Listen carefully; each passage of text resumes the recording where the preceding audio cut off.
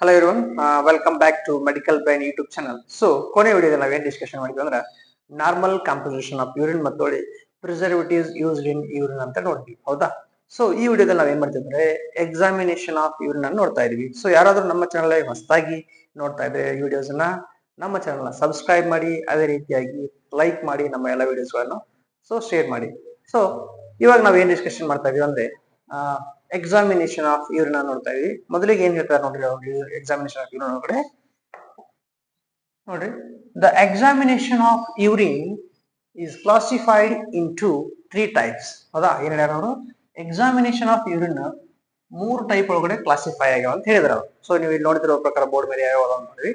So ಮೊದಲನೇದು ಯಾವ್ದಪ್ಪ ಅಂದ್ರ ಇಲ್ಲಿ ಫಿಸಿಕಲ್ ಎಕ್ಸಾಮಿನೇಷನ್ ಅಂತ ಇದೆ. ಎರಡನೇದು ಯಾವ್ದಪ್ಪ ಅಂದ್ರ ಕೆಮಿಕಲ್ ಎಕ್ಸಾಮಿನೇಷನ್ ಅಂತ ಇದೆ.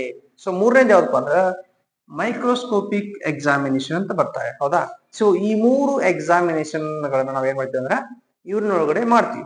ಸೊ ಮೊದಲನೇದು ಫಿಸಿಕಲ್ ಎಕ್ಸಾಮಿನೇಷನ್ ಒಳಗೆ ಏನೇನ್ ಮಾಡ್ತೀವಿ ಅಂತ ನೋಡೋಣ. ಆಮೇಲೆ ಎರಡನೇದು ಯಾವ್ದಪ್ಪ ಅಂದ್ರ ಕೆಮಿಕಲ್ ಎಕ್ಸಾಮಿನೇಷನ್ ಒಳಗೆ ಏನ್ ಮಾಡ್ತೀವಿ ನೋಡೋಣ. ಆಮೇಲೆ ಮೈಕ್ರೋಸ್ಕೋಪಿಕ್ ಎಕ್ಸಾಮಿನೇಷನ್ ಒಳಗೆ ಏನ್ ಮಾಡ್ತೀವಿ ಅಂತ ನೋಡೋಣ, ಹೌದಾ? ಒಂದೊಂದಾಗಿ ನೋಡ್ಕೊಂತ ಹೋಗೋಣ. ಇವಾಗ ಫಸ್ಟಿಗೆ ಫಿಸಿಕಲ್ ಎಕ್ಸಾಮಿನೇಷನ್ ಒಳಗೆ ಏನ್ ಮಾಡ್ತೀವಿ ಅಂತ ನೋಡೋಣ.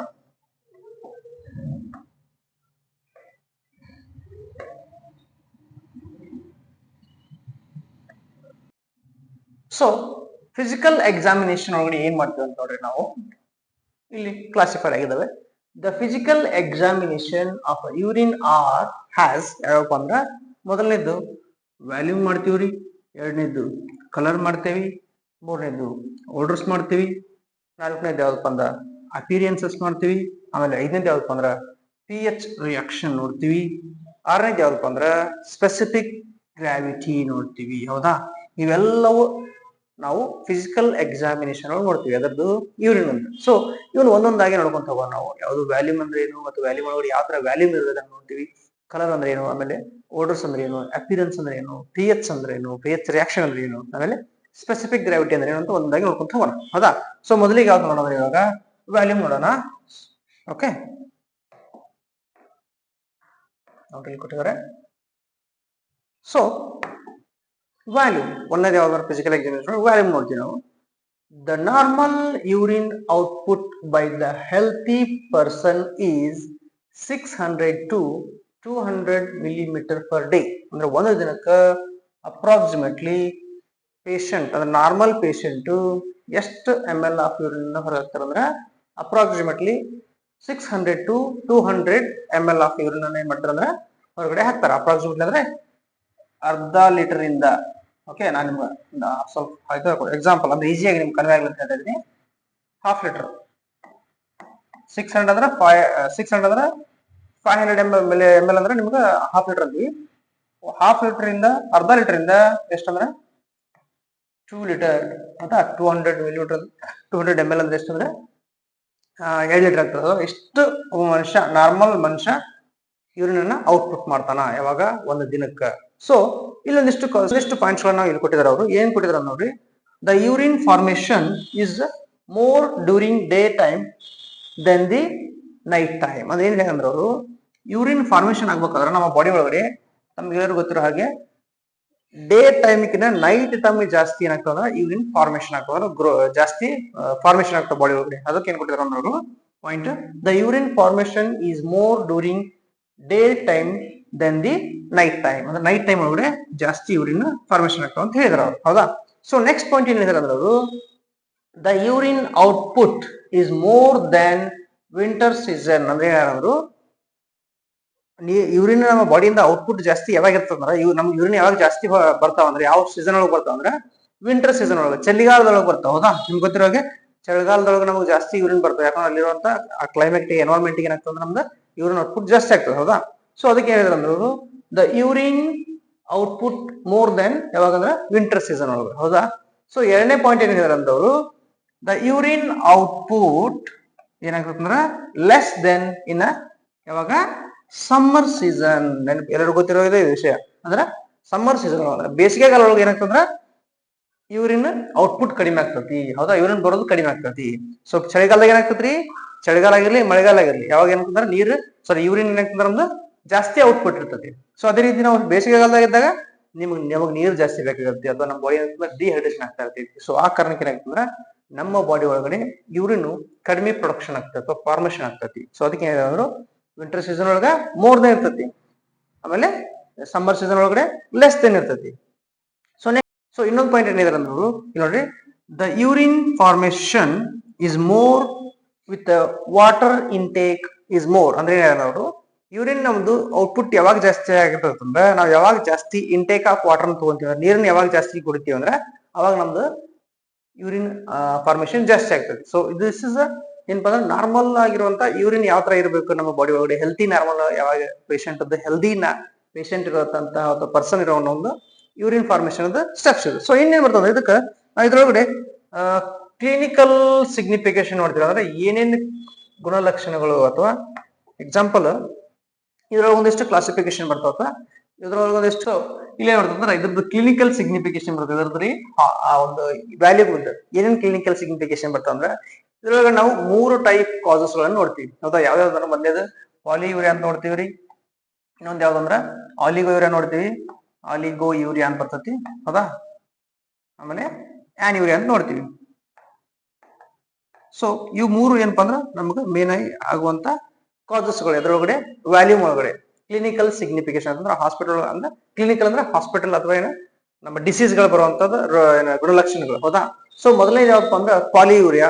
ಪಾಲಿಯೂರಿಯಾ ಅಂದ್ರೆ ಏನು ಅಥವಾ ಅದ್ರ ಕಂಡೀಷನ್ ಏನೋ ನೋಡೋಣ ಇವತ್ತು. ಹೌದಾ, ಸೊ ನೋಡ್ರಿ ಪಾಲಿಯೂರಿಯಾ ಏನಿದೆ ಅನ್ನೋದು, ಇನ್ this condition when the person passes the urine more than normal range. ಅಂದ್ರೆ ಏನಿದೆ ಈ ಕಂಡೀಷನ್ ಒಳಗಡೆ ಪೇಷಂಟ್ ಅಥವಾ ಪರ್ಸನ್ ಯೂರಿನ್ ಅನ್ನ ಜಾಸ್ತಿ ಫಾರ್ಮೇಶನ್ ಅಥವಾ ಔಟ್ಪುಟ್ ಮಾಡ್ತಾರಲ್ಲ ಅದಕ್ಕೆ ಏನಂತೀವಿ ಅಂದ್ರೆ ನಾವು ಪಾಲಿಯೂರಿಯಾ ಅಂತೀವಿ. ಜಾಸ್ತಿ ಅಂದ್ರೆ ಎಷ್ಟು ಇರ್ಬೋದ್ರಿ, ನಾ ಎಷ್ಟು ಇದೆ ನಿಮ್ಗೆ 600 ml to 2000 ml ಏನಾದ್ರು ಫಾರ್ಮೇಶನ್ ಮಾಡಿದ್ರೆ ಅಂದ್ರೆ ಅದು ನಾರ್ಮಲ್ ಅಂತ ಇದೆಯಾ.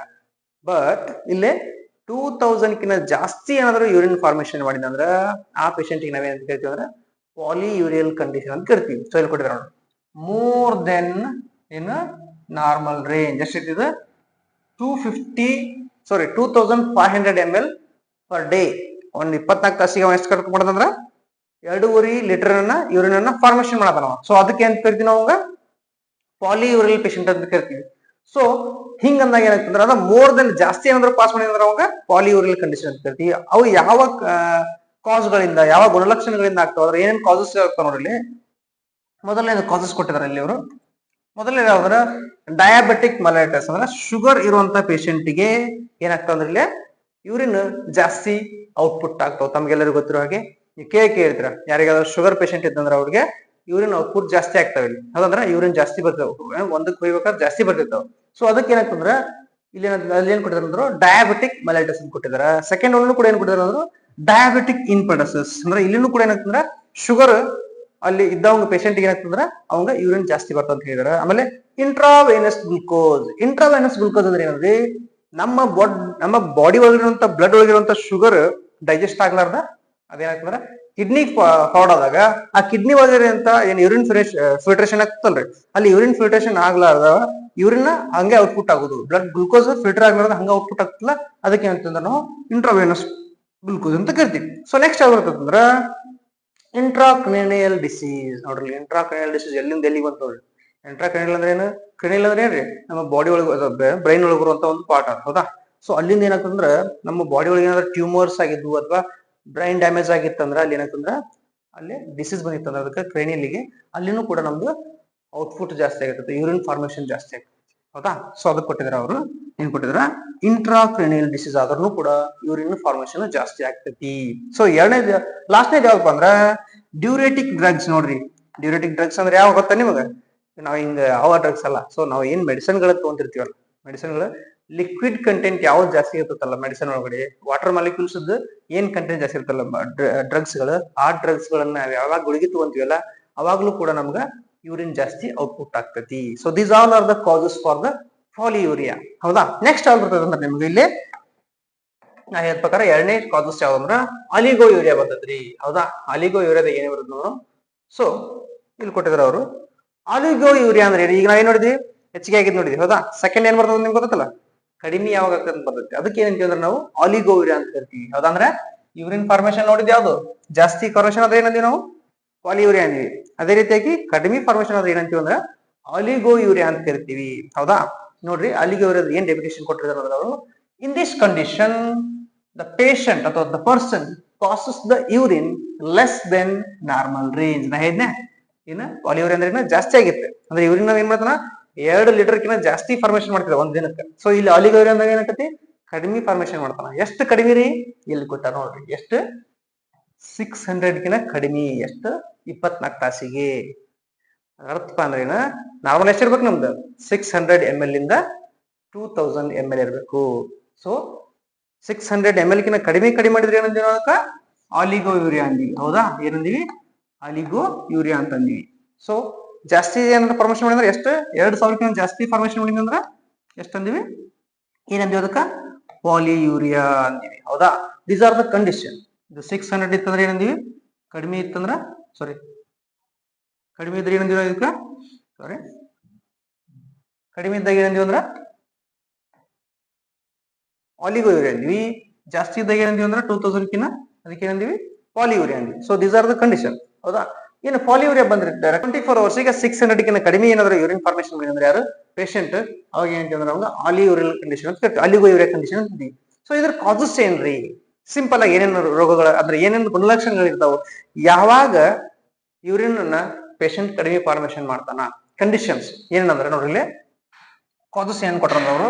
ಒಂದನೇದ್ದು ಡಿಹೈಡ್ರೇಷನ್. ಹೌದಾ, ಸೊ ನೆಕ್ಸ್ಟ್ ಬರೋದಪ್ಪ ಅಂದ್ರ ಕಾಸಸ್ ಆಫ್ ಏನು, ಆಲಿಗೋ ಯೂರಿಯಾ. ಹೌದಾ, ಆಲಿಗೋ ಯೂರಿಯಾದೊಳಗೆ ಯಾವ್ಯಾವ ಕಂಡೀಷನ್ ಒಳಗಡೆ ನಿಮ್ಗೆ ಏನಾಗಲಿ ಏನೇನು ಗುಣಲಕ್ಷಣಗಳು ಇರ್ತಾವ ನೋಡ್ರಿ. ಒಂದೇದು ಯಾವ್ದಪ್ಪ ಅಂದ್ರೆ ಡಿಹೈಡ್ರೇಷನ್. ಹೌದಾ, ತಮಗೆಲ್ಲರೂ ಗೊತ್ತಿರೋ ಹಾಗೆ ಡಿಹೈಡ್ರೇಷನ್ ಅಂದ್ರೆ ಏನ್ರಿ, the person who has a water molecules less. ಅಂದ್ರೆ ಏನಂದ್ರ ಮನುಷ್ಯನ ಒಳಗಡೆ ನೀರಿನ ಅಂಶ ಯಾವಾಗ ಕಡಿಮೆ ಇರ್ತದಲ್ಲ ಅದಕ್ಕೆ ಏನ್ ಕೇಳ್ತಾರೆ ನಾವು ಡಿಹೈಡ್ರೇಷನ್ ಅಂತ ಕರಿತೀವಿ. ಹೌದಾ, ನೆಕ್ಸ್ಟ್ ಯಾವ್ದಪ್ಪ ಅಂದ್ರ ವಾಮಿಟಿಂಗ್. ಹೌದಾ, ವಾಮಿಟಿಂಗ್ ಅಂದ್ರೆ ಏನು, ವಾಮಿಟ್ ಮಾಡ್ಕೊಳೋದು. ಯಾವಾಗ ಪೇಷಂಟ್ ವಾಮಿಟಿಂಗ್ ಸೆನ್ಸೇಷನ್ ಒಳಗಿರ್ತಾನ, ವಾಮಿಟಿಂಗ್ ಮಾಡ್ತಿರ್ತಾನಲ್ಲ, ಸೊ ಅವಾಗ ಏನಾಗ್ತದೆ ಅಲ್ಲಿರುವಂತಹ ವಾಟರ್ ಮಾಲಿಕ್ಯೂಲ್ಸ್ ಎಲ್ಲ ಫುಡ್ ಮಾಲಿಕ್ಯೂಲ್ಸ್ ಏನಾಗ್ತದೆ ಹೊರಗಡೆ ಹೋಗ್ತಾವ. ಸೊ ಅವಾಗ ಬಡಿ ಒಳಗಡೆ ಯಾವ್ದೇ ರೀತಿ ನೀರಿನ ಅಂಶ ಇರಲ್ಲ, ಅವಾಗೂ ಕೂಡ ಏನಾಗ್ತದೆ ಆಲಿಗೋ ಯೂರಿಯಲ್ ಕಂಡೀಷನ್ ಇರುತ್ತೆ. ಇನ್ನೊಂದು ಯಾವ್ದಪ್ಪ ಅಂದ್ರೆ ಡಿಸೆಂಟ್ರಿ ಬರುತ್ತೆ. ಹೌದಾ, ಡಿಸೆಂಟ್ರಿ ಒಳಗೆ ಏನಾಗ್ತದೆ ಅಂದ್ರೆ ಪೇಷಂಟ್ ಜಾಸ್ತಿ ಮೋಷನ್ ಆಗ್ತಿರ್ತಲ್ಲ, ಹೌದಾ, ಅವಾಗ ಏನಾಗ್ತಂದ್ರ ಪೇಷಂಟ್ ಅಲ್ಲೇ ಡಿಹೈಡ್ರೇಷನ್ ಅಥವಾ ಏನೋ ವಾಟರ್ ಮಾಲಿಕ್ಯೂಲ್ಸ್ ಅಲ್ಲಿ ಕೂಡ ಕಡಿಮೆ ಆಗ್ತದೆ. ಆ ಕಾರಣಕ್ಕೆ ಏನಾಗ್ತದೆ ಆಲಿಗೋ ಯೂರಿಯಲ್ ಕಂಡೀಷನ್ ಒಳಗೆ ಬರ್ತೈತಿ. ಹೌದಾ, ಯಾವ್ದು ಡಿಸೆಂಟ್ರಿ ಕೂಡ. ಹೌದಾ, ಸೊ ನೆಕ್ಸ್ಟ್ ಯಾವ್ದು ಬರುತ್ತೆ ಅಂದ್ರೆ ಕಂಡೀಷನ್ ಆನ್ಯೂರಿಯಾ ಅಂತ ಬರ್ತೈತಿ. ಸೊ ಆನ್ಯೂರಿಯಾ ಏನ್ ಹೇಳ್ತೈತಿ ಅಂದ್ರೆ, ಆನ್ಯೂರಿಯಾದೊಳಗೆ ಏನಾಗ್ತದೆ ಅಂದ್ರೆ ಇನ್ this condition when the person cannot passes the urine at all time ಅಂತ. ಸೊ ಕೊನೆ ಕಂಡೀಷನ್ ಯಾವಪ್ಪ ಅಂದ್ರ ಇಲ್ಲಿ ಆನ್ಯೂರಿಯಾ ಅಂತ ಕರಿತೀವಿ ನಾವು. ಹೌದಾ, ಆನ್ಯೂರಿಯಾ ಅಂದ್ರೆ ಏನಂತ ನೋಡ್ರಿ, ಇನ್ this condition when the person cannot pass, ನೋಡ್ರಿ ಇಲ್ಲಿ cannot pass ಅಂದ್ರೆ ಯೂರಿನ್ ಅನ್ನ ಪಾಸ್ ಮಾಡ್ಬೇಕು, cannot pass the urine at all time is called as ಏನಪ್ಪ ಅಂದ್ರ ಆನ್ಯೂರಿಯಾ ಅಂತ ಕರಿತೀವಿ. ಹೌದಾ, ಆನ್ಯೂರಿಯಾ ಅಂದ್ರೆ ಏನ್ರಿ, ಅಲ್ಲೇನಾಗಿತ್ತು ಪಾಲಿಯೂರಿಯಾದೊಳಗ ಯೂರಿನ್ ಅನ್ನ ಜಾಸ್ತಿ ಪ್ರೊಡಕ್ಷನ್ ಮಾಡ್ತಿದ್ದ, ಆಲಿಗೋ ಯೂರಿಯಾದಾಗ ಏನಾಗ್ತದೆ ಇಲ್ಲಿ ಯೂರಿನ್ ಅನ್ನ ಕಡಿಮೆ ಪ್ರೊಡಕ್ಷನ್ ಮಾಡಿದ. ಸೊ ಆನ್ಯೂರಿಯಾದಾಗ ಏನಾಗ್ತಂದ್ರೆ ಕಂಪ್ಲೀಟ್ ಆಗಿ ಯೂರಿನ್ ಅನ್ನ ಪ್ರೊಡಕ್ಷನ್ ಮಾಡೋದಲ್ಲವ.